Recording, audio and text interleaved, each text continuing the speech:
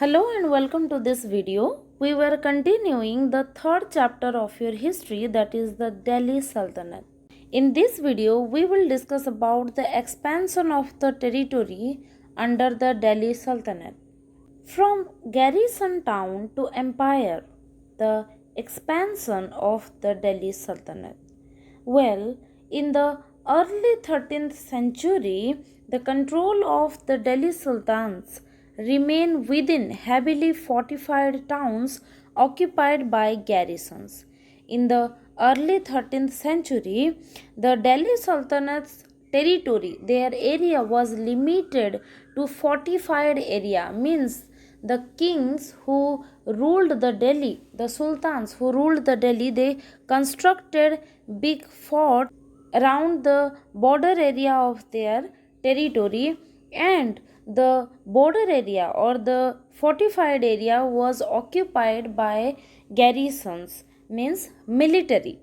The sultans seldom controlled the hinterland of the cities, and the Delhi sultans were often controlling the hinterland of the cities. Now, the question is, what is a hinterland?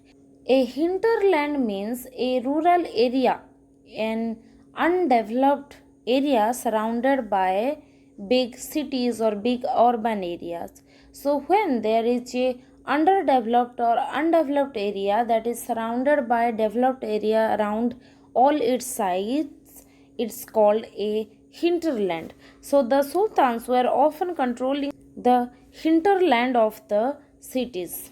Now the question is, why the sultans of Delhi were so interested, so keen about controlling the hinterland of the cities. The answer to that is because the hinterland were the sources from where the majority of the trade item were coming, like the honey, the lac, and other forest product.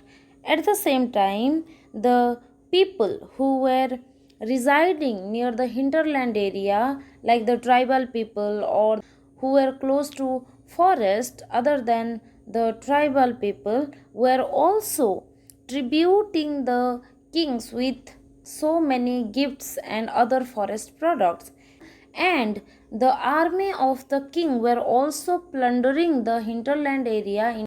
Controlling garrison towns in distant Bengal and Sindh from Delhi was extremely difficult. The areas that were controlled by the Delhi sultans during that time was very vast. So, controlling the garrison town in distant place like the Bengal, Sindh from Delhi was extremely difficult, because during the Delhi sultans, the Delhi started becoming the capital of different kingdoms. So mainly the kings, the sultans, were residing in Delhi, and their territory was so vast that they had to control their garrison town near the Bengal area, which includes present days West Bengal, Bangladesh, etc., and the Sindh area, which is in present days Pakistan near the Punjab. So, controlling such distance land from the Delhi was very difficult for the Delhi sultans. And except the distance, there were several other regions which were also contributing to the difficulties of the kings, of the sultans, to control the vast territories. And those problems were rebellion. Sometimes people were rebelled against the king because of high taxation and all. The wars, sometimes the kings were indulged in war with other kings. Bad weather, well, the weather is not constant every time. Sometimes it is rainy season, sometimes it's winter season, sometimes it's summer season. So when there is seasons like rainy season, it was too much difficult for the Delhi sultans to control the garrison town in such a distant area during such tough seasons.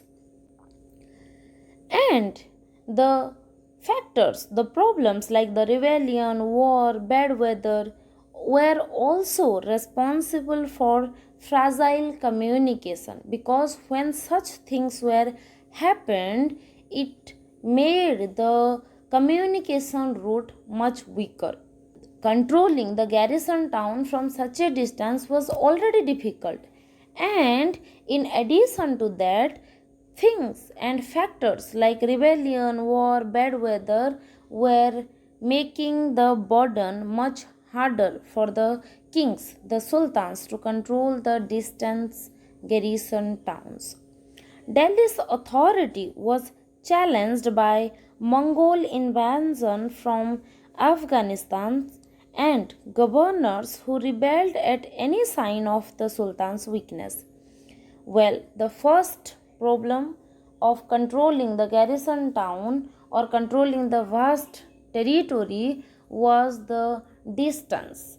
The Delhi sultans had to control those important area from a very distant land.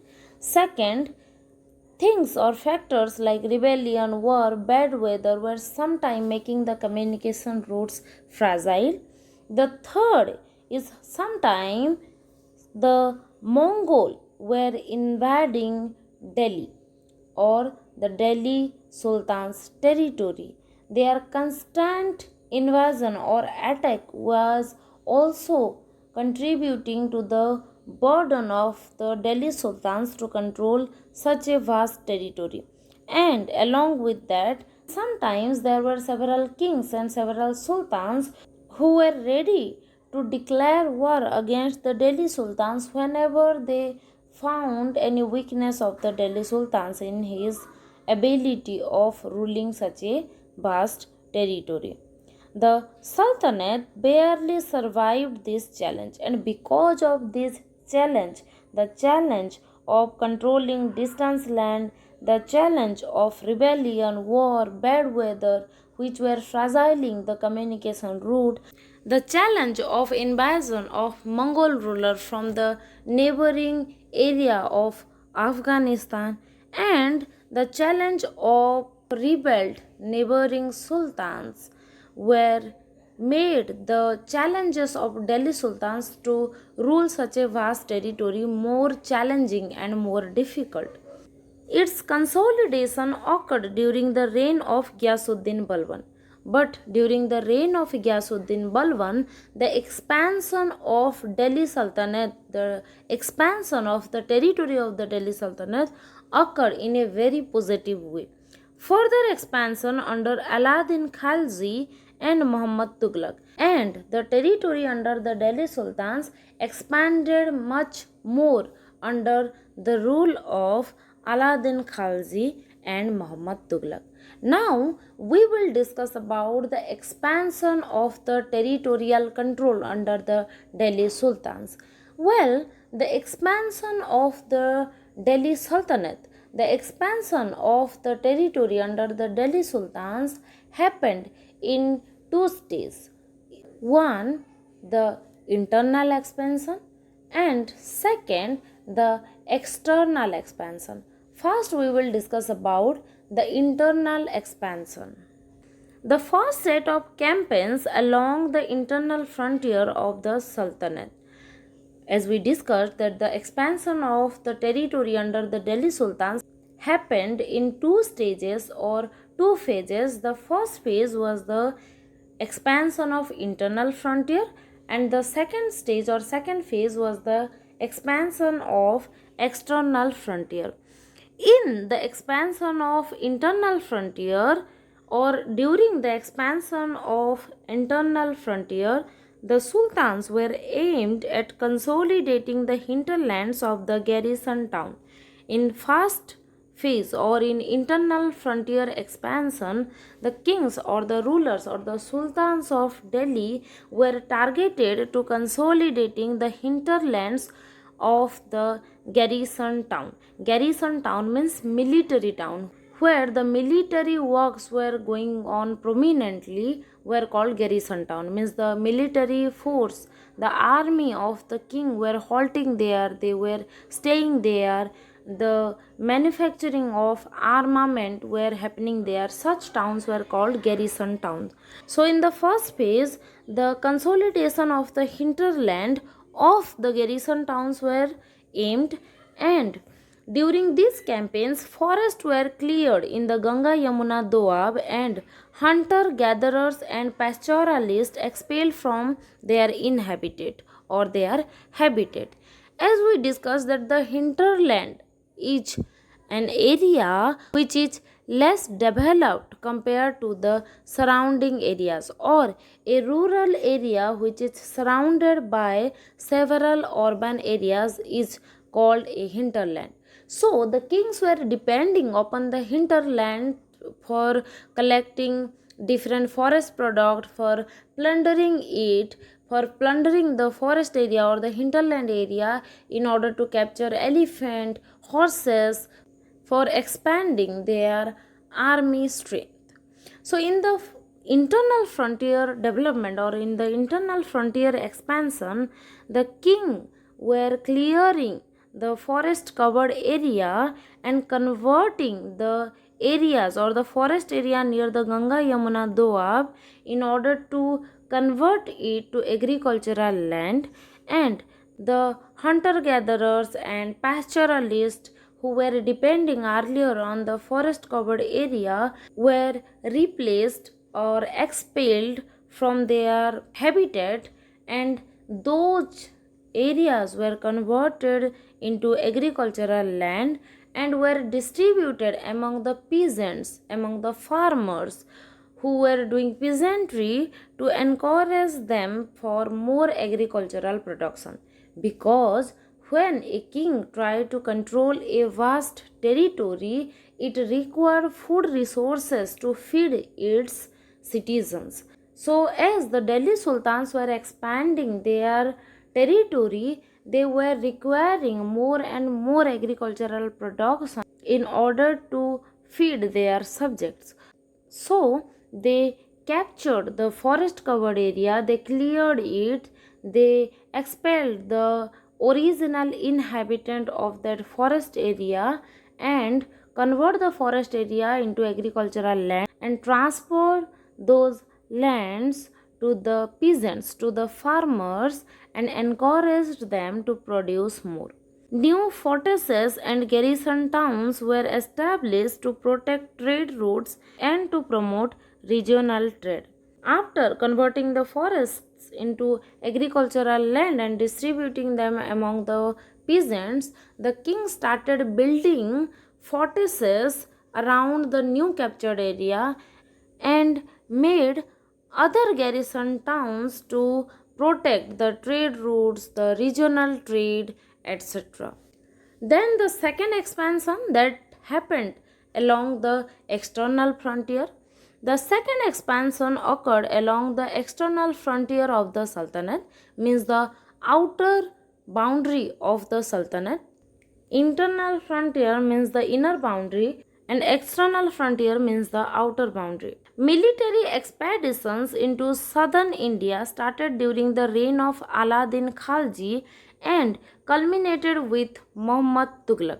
As we already discussed, that the expansion of the Delhi Sultanate happened prominently during the ruling period of Ghiyasuddin Balban, and it happened further during the ruling of Delhi by Alauddin Khalji and Muhammad Tughlaq.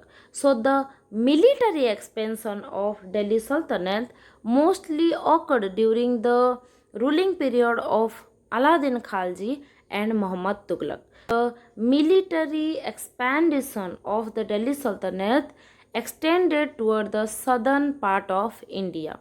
In their campaigns, Sultanate's army captured elephants, horses, and slaves and carried away precious metals. In the external frontier expansion, they were capturing the forest covered areas and extracting the elephant horses for war purpose, and also capturing the people to enslave them, to make them their slave, and also they were plundering the precious metals of those areas. By the end of Muhammad Tughlaq's reign, 150 years after the armies of the Delhi Sultanate had marched across a large part of the subcontinent, they had defeated rival armies and seized cities. The Sultanate collected taxes from the peasantry and dispensed justice in its realm. The Delhi Sultanate was collecting taxes from the new occupied areas and were also dispensing justice to the people of the new territory. So, overall, or the conclusion of the expansion of Delhi Sultanate is that the expansion of the territory of Delhi Sultanate happened in two phases. One, or the first phase, was the internal frontier expansion, and the second is the external frontier expansion. In the internal frontier expansion, the expansion of agricultural land was the prominent, whereas in the external frontier expansion, the expansion of military or the expansion of garrison activities were prominent. But in both internal and external frontier expansion, the expansion of Delhi Sultanate happened mostly during the ruling period of Ghiyasuddin Balban, Muhammad Tughlaq, and Alauddin Khalji. That's all about this video. Thank you.